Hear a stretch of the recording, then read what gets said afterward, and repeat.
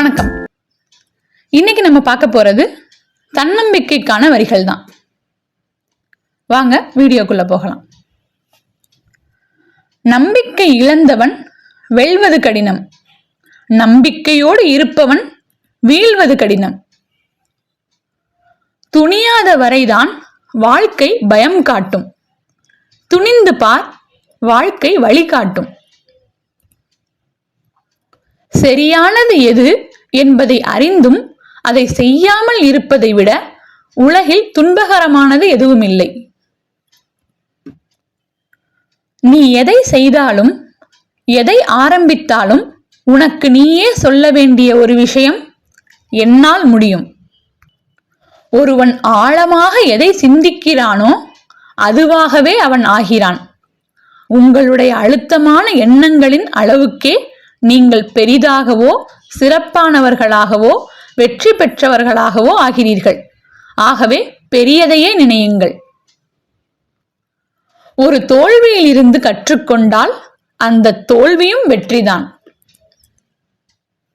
வாய்ப்பு வரும் வரை காத்திருக்காமல் வாய்ப்பை உருவாக்குபவனே புத்திசாலி.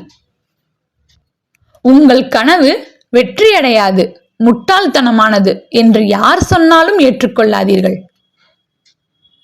சுலபமான வாழ்க்கை எதையும் கற்பிக்காது. நாம் கற்ற அனுபவமே நம்மை செதுக்கும். முடியுமா நம்மால் என்பது தோல்விக்கு முன்பு வரும் தயக்கம். முடித்தே தீருவோம் என்பது வெற்றிக்கான தொடக்கம். முயற்சியும் பயிற்சியும் இருந்தால் நீ உன் இலக்கை அடைவதை யாராலும் தடுக்க முடியாது. உங்கள் போட்டியாளர்களிடம் இருந்து கற்றுக்கொள்ளுங்கள், ஆனால் அவர்களை காப்பி அடிக்காதீர்கள். வானம் என்றால் 1000 நட்சத்திரங்கள் வரும், வாழ்க்கை என்றால் 1000 துன்பங்கள் வரும். சூரியன் வந்தால் நட்சத்திரங்கள் மறைவது போல தன்னம்பிக்கை இருந்தால் துன்பங்கள் அனைத்தும் மறந்து போகும். எந்த ஒரு செயலையும் ஆர்வம் குறையாமல் நம்பிக்கையுடன் செய்தால் வெற்றி நம்மை தேடி வரும். அவரைப் போல் இவரைப் போல் அல்லாமல் உங்களைப் போல் வாழ்ந்து காட்டுங்கள். சாதிப்பவர்கள் யாரும் பெருமை பேசுவதில்லை, பெருமை பேசுபவர்கள் யாரும் சாதிப்பதில்லை. காட்டில் வாழும் சிங்கம் ஒருபோதும் மற்ற விலங்கிடம் போய் நான் ஒரு சிங்கம், என்னை மதியுங்கள் என்று கேட்பதில்லை.